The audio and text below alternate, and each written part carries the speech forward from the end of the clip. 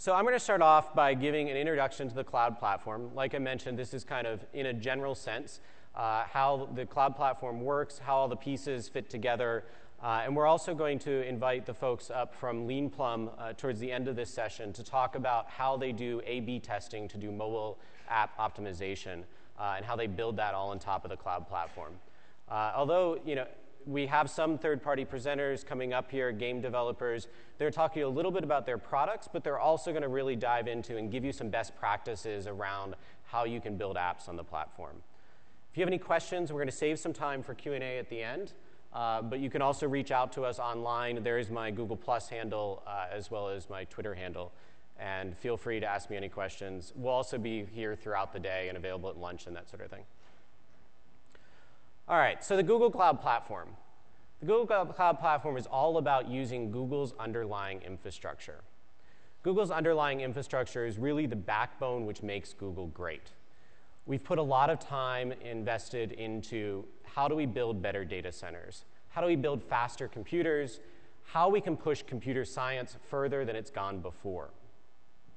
We've spent the last 14 years doing this and building up data center footprints around the world and building up a lot of expertise into how to run those data centers. And not only are those data centers fast, efficient, secure, and things like that, but they're also quite pretty, as you can see here. These are pictures taken, there's a Wired article. You can look up for Wired Google data centers. There's a lot of great insights into how our data centers work in that article and some more pretty pictures.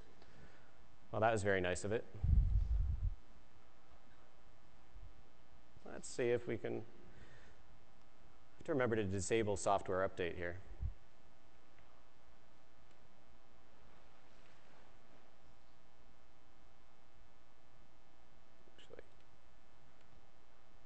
There we go. All right, so there's a Wired article. Check it out. Read about our data centers. But we have built up a lot of expertise over the last 14 years with these data centers. And not only have we built up expertise in the hardware and the infrastructure that it requires to run these data centers, we've also built up expertise in the software, how we can create highly scalable and reliable software that really uses the power of Google's data centers. We've released a lot of that software as academic white papers and open source projects, as well as commercial products have actually implemented these academic white papers. But we've also then taken that knowledge and made this software is available to you as services. And these services are what the Google Cloud Platform is all about. So I've broken up the services on the cloud platform in three different blocks here. So we have compute, we have storage, and then other types of services. On the compute side, this is really where you can run your own software, where you can develop software that runs on Google's infrastructure and takes advantage of that experience. And we have two different types here. The first that you'll see mentioned is Compute Engine. Compute Engine is virtual machines. So you can run any type of software you want. You have the ultimate in flexibility. You have Linux-based virtual machines. If you have legacy software, if you're building new things that require a lot of specialized development, Compute Engine is where it's at. But we've also developed App Engine. And App Engine is our platform as a service environment that allows you to build applications without having to worry about the system administration side, without having to worry about maintaining the servers and dealing with downtime or anything like that. All you have to worry about is writing the application logic that makes your game or business great.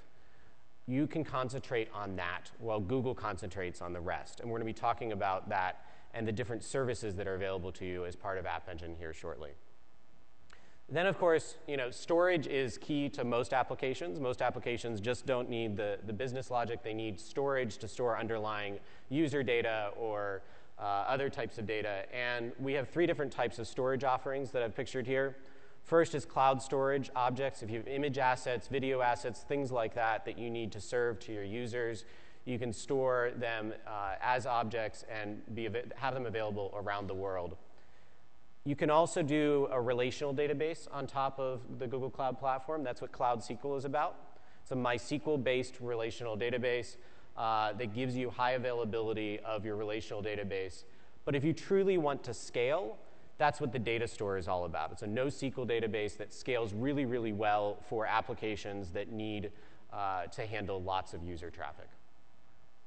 And then in the services bucket here, we have a variety of other services that Google offers.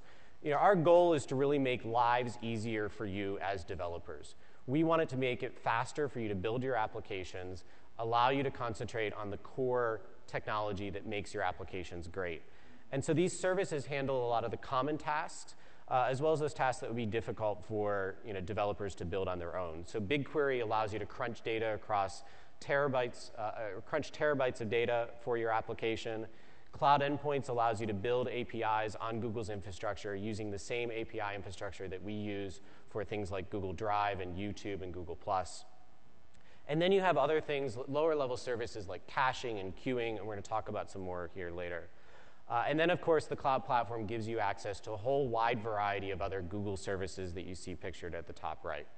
And all of this is hosted on top of Google's infrastructure and gives you the same sort of reliability and security that Google expects for its own services.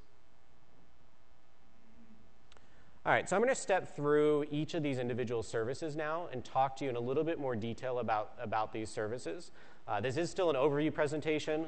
You'll get more and more detail later in the other sessions as people go into how to build games on these applications. But the first service I want to talk to you about here is Google App Engine.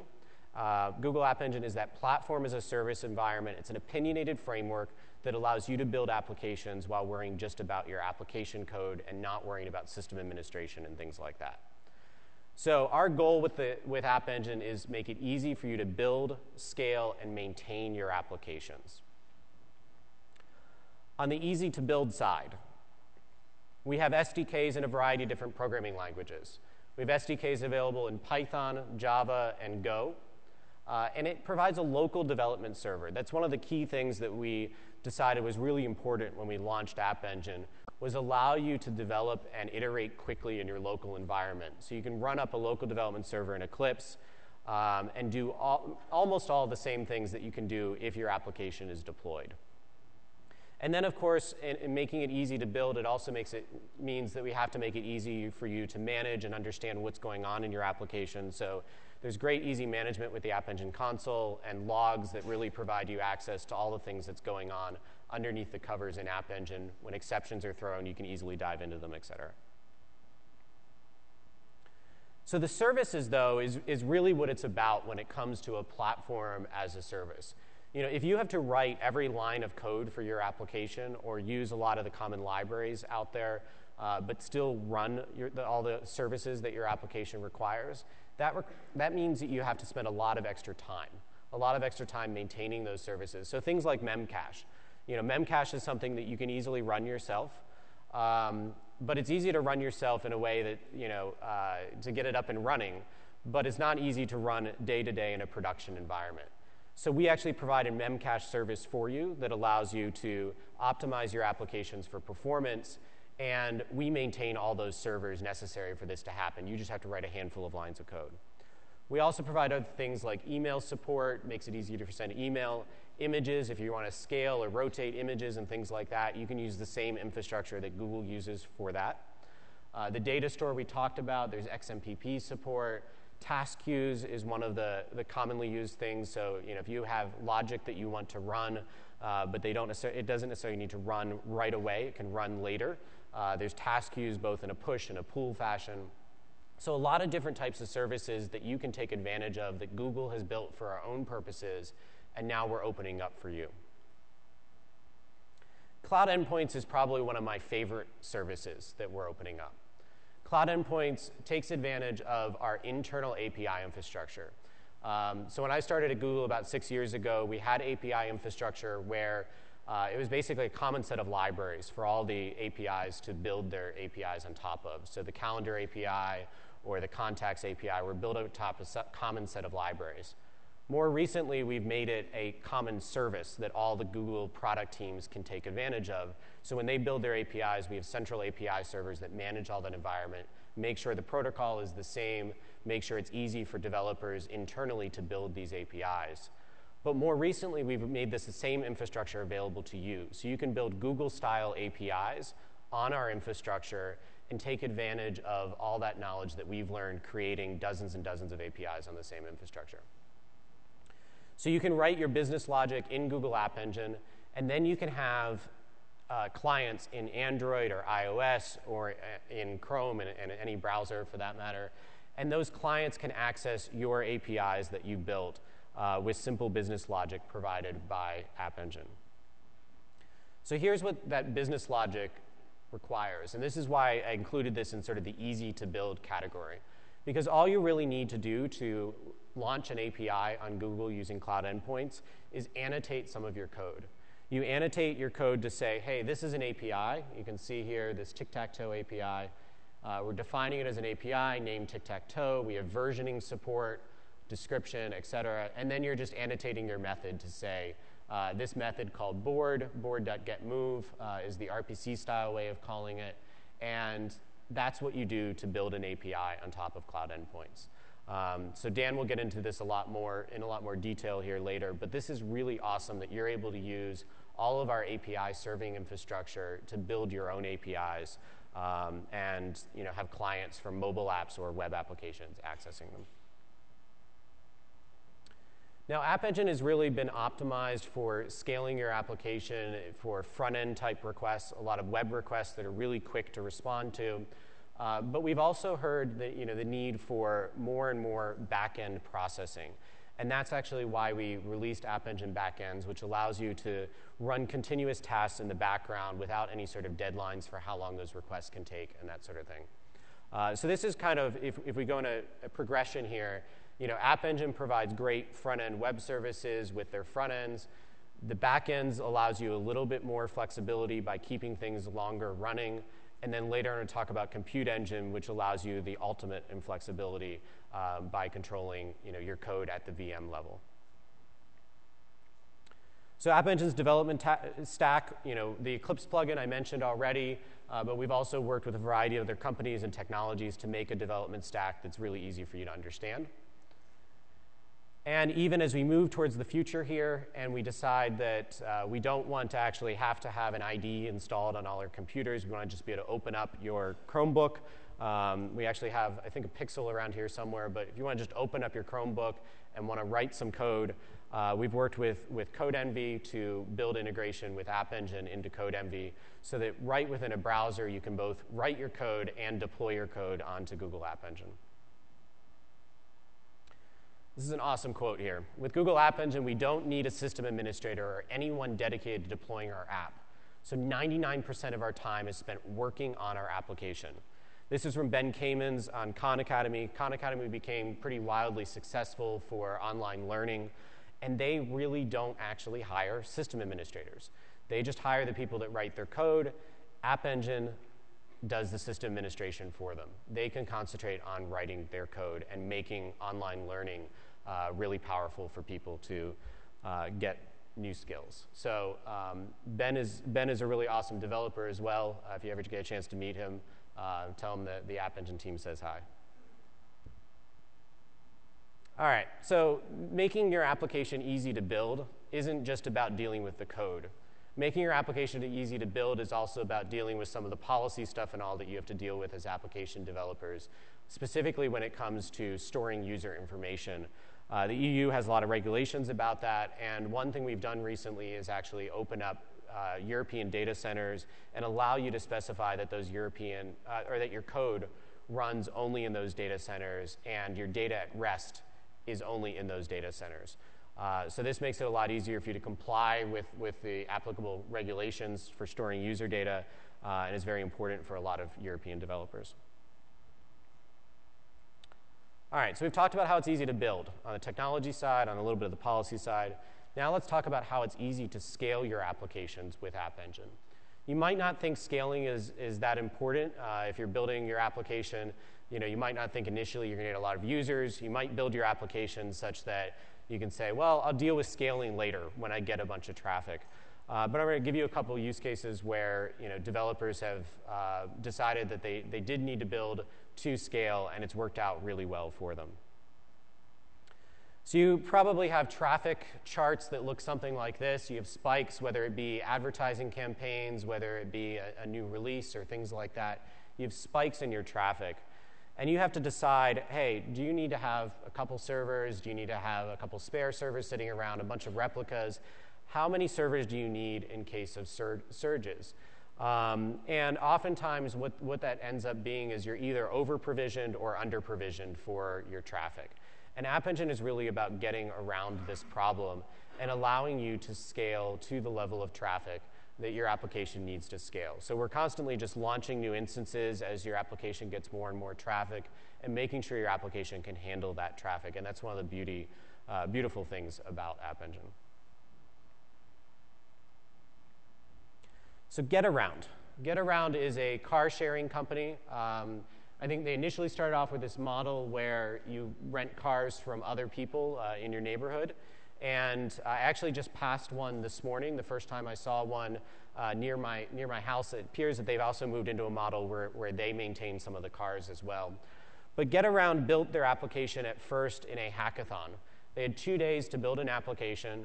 They built a mobile app, and they built their back end on App Engine in those 2 days. And that application was already ready for scaling. They built using App Engine as that opinionated framework to get the scale that they needed. And then when it came around to the TechCrunch Disrupt contest, they had a 30x increase in traffic when they won the TechCrunch Disrupt contest. And there was a lot of celebration, a lot of partying. You can see here they're popping champagne on stage. With that 30x increase in traffic, they were able to drink their champagne and not have to worry about getting paged. They didn't get paged once during this because App Engine automatically handled scaling out their traffic for them. And that's really the beautiful thing about the scaling with App Engine is you can drink champagne and not worrying about answering your pages. So everyone that's carrying a pager around here, think about that. All right. So if it's easy to build, it's easy to scale. Now let's talk about maintaining your application. So one of the key things you have to do when you maintain your application is actually understand where your performance bottlenecks are, understand what is taking up the most time in your application. And that's what AppStats is all about, being able to dive into all your different requests and figure out which are the bottlenecks in your application and then figure out how to improve those. So AppStat, there's a quote here at the top right, "I used to be blind, but now I can see." And that's really what we want developers to be able to do. Although it's an opinionated framework and Google deals with a lot of these things for you, there's ways that you can build your application that aren't the most highly performant, and AppStats allows you to see when you're doing that and really fix those problems. We've also worked in sort of the deployment space here of making it easy to deploy your application with CloudBees Jenkins. So we've worked with them, and if you want to sort of auto-build and deploy your application, these guys can handle it.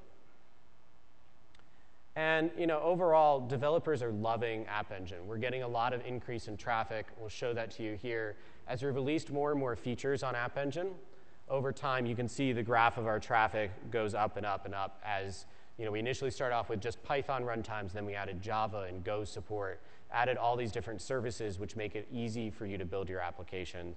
We're now up to the point of 7.5 billion hits a day. And if you think about a month in the world of App Engine, over 1 million active applications, 2 trillion data store operations, half of the world's active IP addresses touch App Engine in any given month. And you can see here we have companies everywhere from small businesses and startups to big enterprises to consumer good companies. Okay. So that's how you can build in a platform as a service environment where Google's handling a lot of the scaling for you, Google's handling a lot of the system administration for you, but sometimes you need ultimate flexibility, having raw access to virtual machines, and that's what Compute Engine is all about. So at a high level, Compute Engine is an infrastructure as a service offering. It allows you to run virtual machines directly on Google's infrastructure. And we consider Compute Engine really great for things like large-scale analysis, batch processing, or variable-size workloads. And variable-size workloads can be a lot of different things. It could be game backends, for instance. But we think of the users of Compute Engine as those that want to really take advantage of all of our expertise that we've built up in building out infrastructure and building out the ability to do super fast networking and I/O and that sort of thing. And so Compute Engine is built for that, but it's also built for ease of use. And this kind of is a high-level diagram of Compute Engine. where we have kind of the overview or container is our project. And this is a project that you get with the Google APIs console. So if you've ever built applications on top of Google, you go to the APIs console and you set up a project and you turn on what APIs you want to have access to. And that's kind of the same container that we have for Compute Engine. So any given project has a set of VMs associated with that project, has disks, has network, and all of that is controlled for access using standard Google accounts. So you can go in and you can set which Google accounts or groups have access, and you can do this either using regular Google accounts or even Google Apps accounts. And as soon as I add, if I added one of you guys over there to my project that has virtual machines associated with it, you could immediately SSH into those virtual machines. There's no more work that's required. We automatically handle the key generation and things like that. And then, of course, we have a standard set of APIs using the same API infrastructure I was talking about earlier that allows you to control your instances, allows you to control your network, and allows you to control your storage. But at its heart, this is really just virtual machines. Later, we're going to go into some more detail about how people have used these virtual machines in order to build things that are unique, and some quotes from some customers about how they can scale and perform faster than other virtual machine technologies they've used. But I won't go into much more detail here because it's virtual machines. You guys get access to the same underlying virtual machine infrastructure that Google uses. There's actually a question in the audience here. Yeah.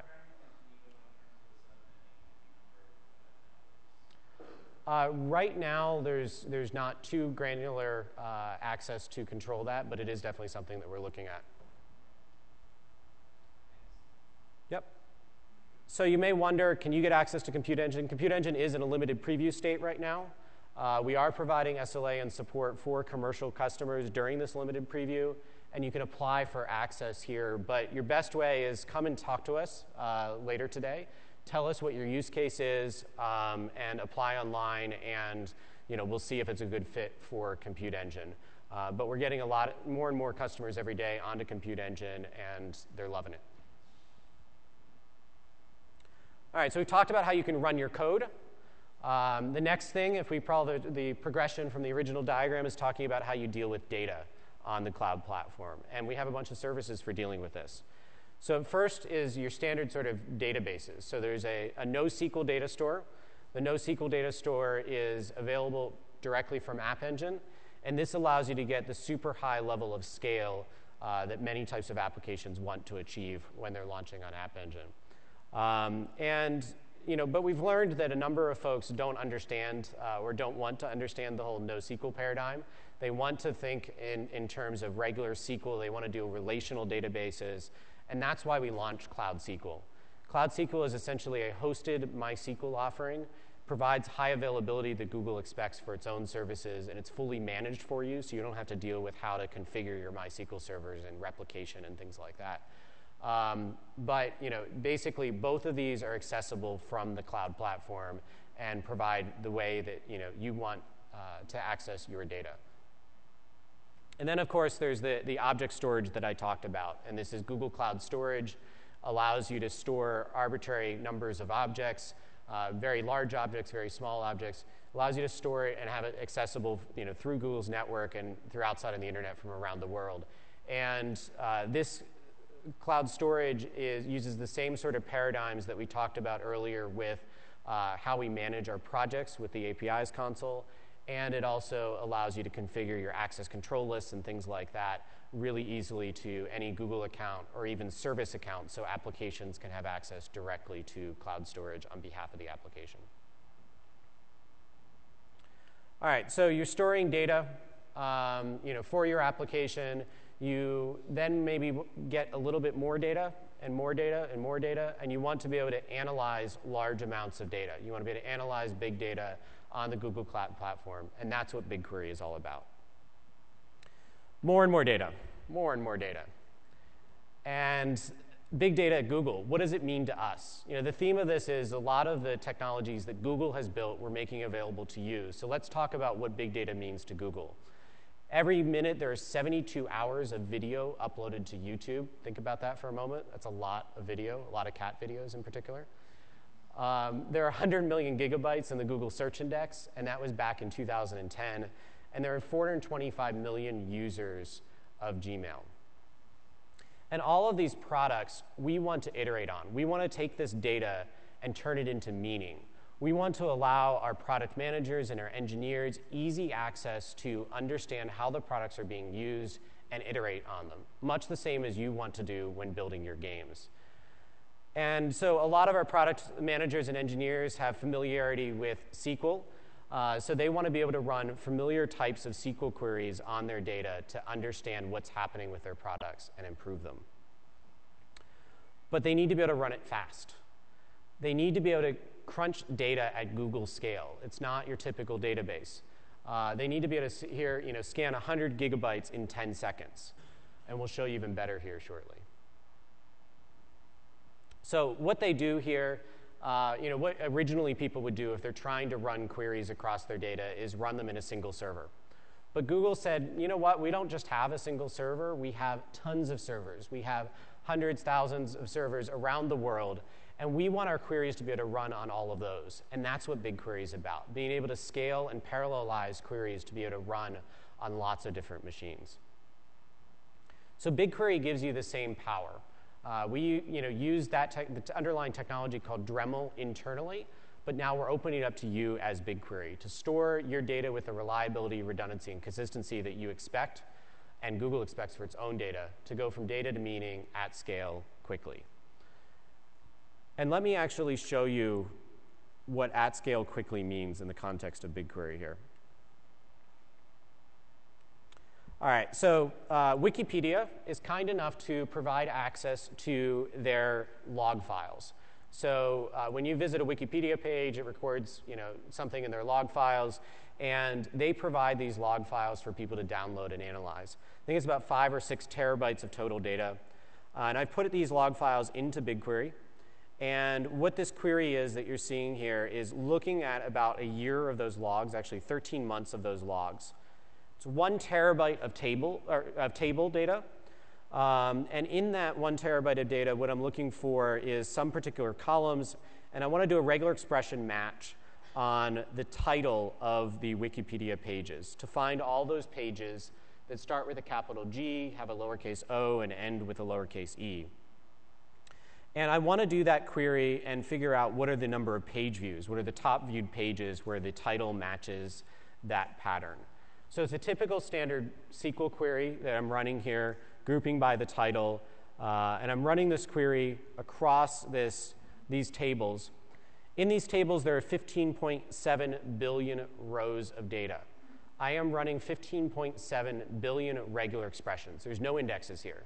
We're reading off that data off of disk. Because I'm only accessing some of the columns here, we don't have to read all 1 terabyte of data off of disk. We're only reading, and only is important here, only reading 665 gigabytes of data off of disk. And we did that all in 12.2 seconds.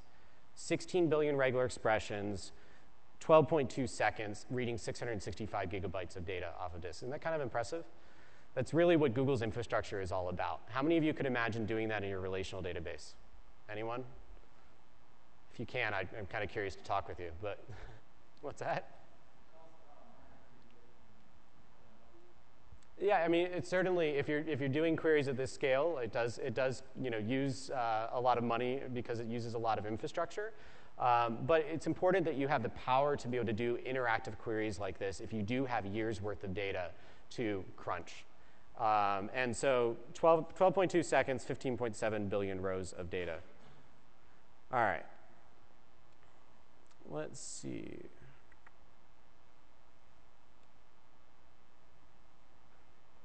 Let me get back to this. All right. So developers are using this technology for a lot of different things. Game and social media analytics, infrastructure monitoring, advertising campaign optimization, sensor data analysis.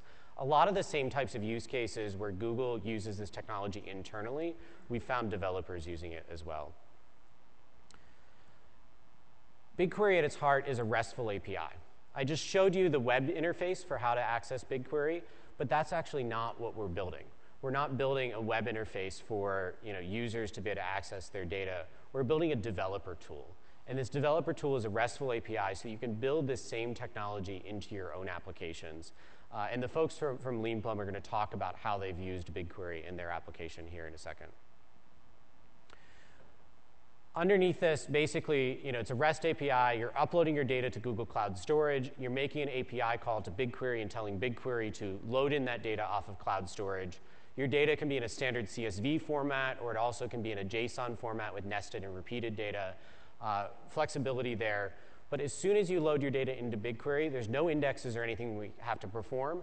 Your data is immediately accessible. So I've loaded many terabytes of data into BigQuery once it's already on cloud storage in like a half hour. And that makes it super flexible that you can instantly start running your queries and not have to wait days for indexes to build. There's also libraries in a variety of different programming languages. So if you recognize your favorite programming language here, there's libraries that are already available for you. But of course, there's the RESTful API if you want to integrate directly. Now I'm going to invite up Momchil and Andrew from Leanplum to talk about how they've integrated with the Google Cloud Platform, in particular, how they've integrated with App Engine and BigQuery. Switch over.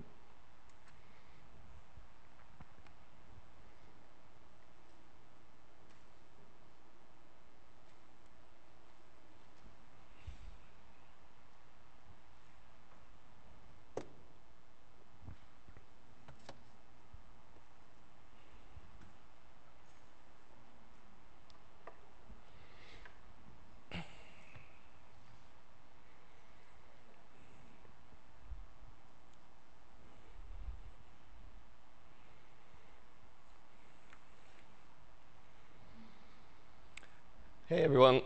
Hi everyone. My name is Momchil. I'm a founder and CEO of Leanplum, and I'm here today with my co-founder Andrew. And we're building a platform to enable mobile game companies to understand and monetize their users better through A/B testing. And in this talk today, we'll show you how we're transforming the way companies optimize their mobile games, but we'll also crack the door open slightly to show you how we built all of this on the Google Cloud Platform. But before I start, let me tell you a little bit about our team. Both Andrew and I have a technical background with several years of experience actually optimizing video ads at Google. And our third co-founder, Joel, on the left side there, he's a former VC at Redpoint, and he heads our sales and biz dev.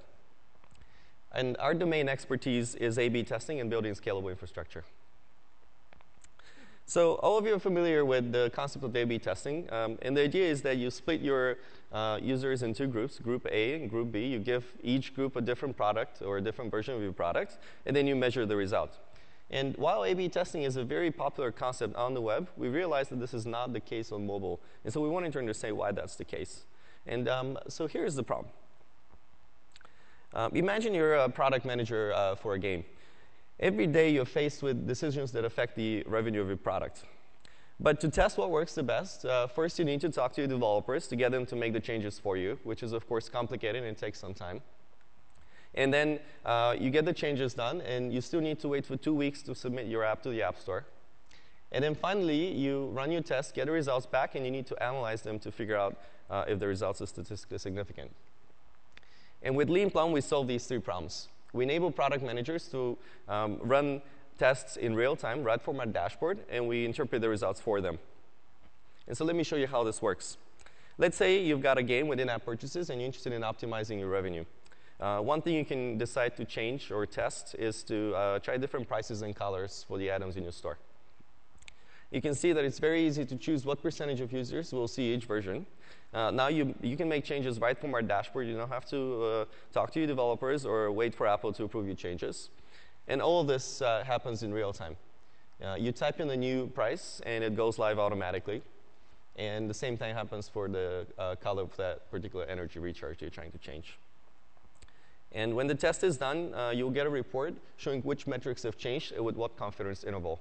And a change like this can actually increase your revenue by as much as 20%. And we've rethought the way analytics should be done with optimization at the core. It starts with the technology we've built in our backend, and again, Andrew will cover that more in detail. But we allow very flexible queries in real time. And all of this package is presented into a delightful product that's oriented around the needs of the product manager. And now you can optimize things like game dynamics, artwork, messaging economies. And you can set up hundreds of these tests all in real time. And now, this shouldn't be news to you, but mobile is becoming a lot more competitive. And there is more than 200,000 games on the market. And the winners are going to be separated from the losers based on who can optimize their games the best. In addition to that, we have a revenue model shift here that's from paid apps to free-to-play. And optimization is the key to unlocking this new revenue source. So how are we doing so far? We're currently working with several companies as part of our private beta. And they range from the hundreds of companies who signed up on our website to marquee customers such as Big Fish Games. Today, we are announcing the availability of our Android SDK. And we're also extending an offer to companies here at GDC to join our beta, which is still a private beta. You can sign up at our URL here, leanplum.com/GDC, and we'll be happy to set up some one-on-one time with you, walk through your use case, and also show you a demo and get you access. And with that, I'd like to hand over to Andrew.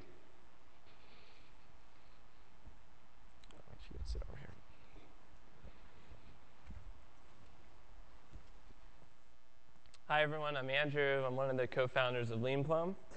So we're going to switch gears a little bit and tell you more about how we built our system using some of Google's cloud services and share some of our learnings along the way.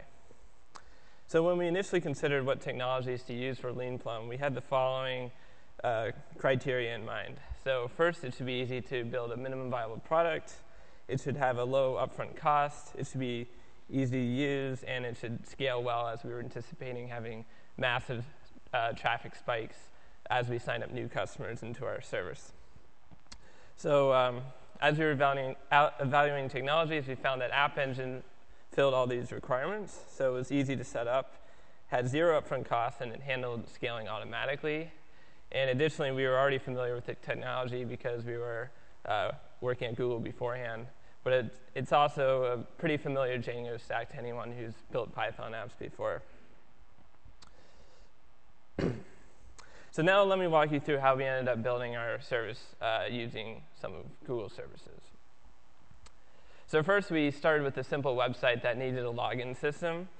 And App Engine already provided an easy-to-use login system using the user's API that used the Google account authentication system. So we didn't have to build out account creation or deal with users who ended up forgetting their passwords. So it was very simple to get set up. And then next, we needed a way to serve content into the app as people needed to make changes to their app on the fly. And so we needed a way to serve files at scale. And the Blob Store API was really good at doing just that.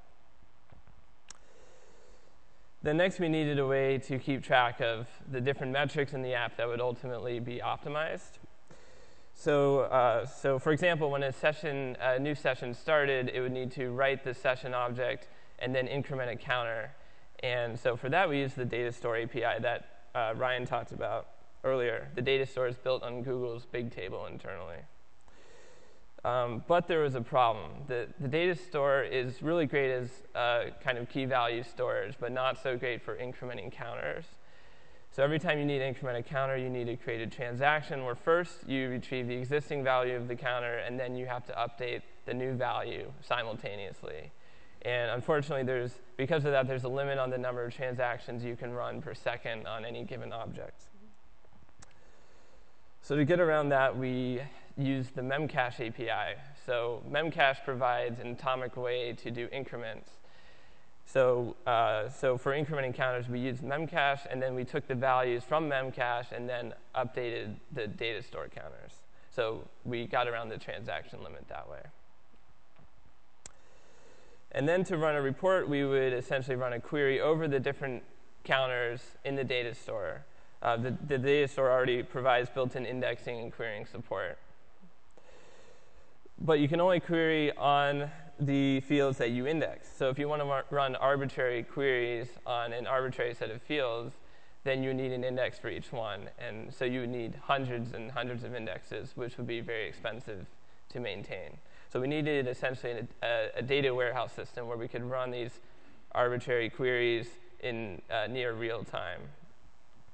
And so for that, we used the MapReduce API, which comes with App Engine to collect all the sessions and then feed that data into Google BigQuery, which, as Ryan talked about earlier, BigQuery allows you to run custom queries on your data and very, very fast.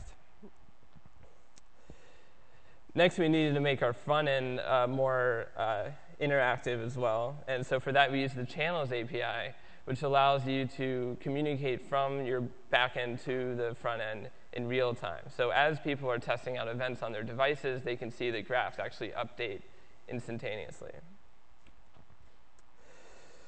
Then next, we needed a way to collect, to encrypt our traffic, as companies were worried about people cheating in their game. It was very easy to set up SSL. Because App Engine's all managed, we didn't have to write extra code or install anything on our servers to get that to work. And then finally, we needed a way to email our users. For example, when a user got added to a team, they needed to be notified how to sign in. And so the Mail API provides you an easy way to send emails at scale. So now that we had the basics down, we needed to further optimize our service to improve latency and reduce the costs. So here, I'm going to share some of the discoveries that we made as we were developing on Google App Engine. So first, App Engine provides a really great way to do logging. It logs every single request and all of the logging statements in your app, so you can see it all on the dashboard in one place. Then you can go and filter it, and you can also just view just the errors to see what might have gone wrong in your app. It also provides something called App Stats, which Ryan showed earlier, which allows you to break down the requests that you make in your app by every individual API call along a timeline, so you can see which calls take the longest, which ones cost the most. So you can find the bottlenecks and optimize those in your backend. And after using the App Stats tool, we actually discovered that a lot of the time spent was on waiting for data store objects to be written. And that actually didn't need to be on the critical path. So for example, when a new session started, we didn't actually need the user to wait for the session object to get written. So we actually used the task queue to defer some of that work until later. And so that moved it off the critical path, and we significantly cut down on latency. And some other tips for optimizing your app. One, if you don't need every field to be indexed in your data store, you can choose for those fields not to get indexed, and then you can save a lot of money on data store writes, because it won't need to write those indexes every time. Second, if you can anticipate how many front-end instance hours you're going to be using, you can actually reserve those up front, so you can get a discount on the cost of the front-end instances. And then finally, if you're tending to read the same object over and over, you should use the memcache, which is a lower latency from the data store, and it's also free. And so what's next for us? Well, as we build out more sophisticated features and more complex data processing, we're looking into using Google Compute Engine for that. It provides a lot more powerful instances compared to the App Engine front-end instances, so it's really great for complex computations. And so that's Leanplum, and that's how we took advantage of Google's cloud platform.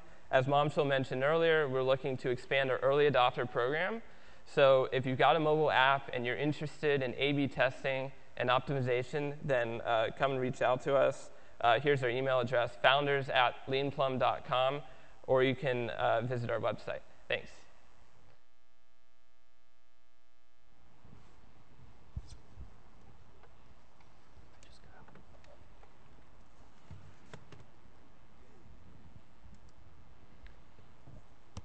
Okay, to wrap up this first session here, I want to talk about, we have plenty of partners that we're working on the cloud platform with. Everything from technology partners who are building Google Cloud Platform into their software, as you saw a little bit earlier, making it easy for people to use the Google Cloud Platform along with their software, to service partners that are helping people integrate the Google Cloud Platform into their existing infrastructure. So there's plenty of partners that are helping us with this. If you have any questions about those partners, we do actually have some folks from our team available today that can answer some of those questions. But rest assured that the cloud platform is going to be integrated into many of the software packages which you already use, as well as many of the companies that you already rely upon to handle your services are learning about and integrating the cloud platform for customers. I also want to talk to you about the App Engine for Startups program. This is a program that we actually give credits to App Engine, credits for App Engine to startups that we're building on top of Google App Engine. So during this month, there's only a couple days left, but you can apply for a $1,000 credit on App Engine. So you can visit the URL here. There's a special code we've created for GDC. Anyone that's attending GDC and this session is welcome to apply there if they want a $1,000 credit to get going on App Engine. Now, App Engine is kind of free to start for everyone overall, but there's a limit on the number of requests and things like that for free applications. So if you want to dive a little bit deeper and want to get a $1,000 credit, please definitely fill out that form and apply with the code GDC01. Just wait a second there if anyone wants to write any of that down. But next, we're going to really go into question and answers. So we're happy, Andrew, Momchil, and myself, we're happy to take any questions you have about the cloud platform, about Leanplum, or how Leanplum is integrated with the Google Cloud Platform. Any questions? And there's actually a mic here in the center for you guys to come up to if you have questions.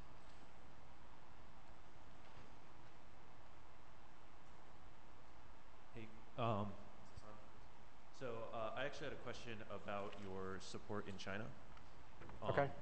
I may not be able to answer it, but we can try. Well, I mean, just where are you at? Like, we run Dragonvale servers, and people can't access them from China.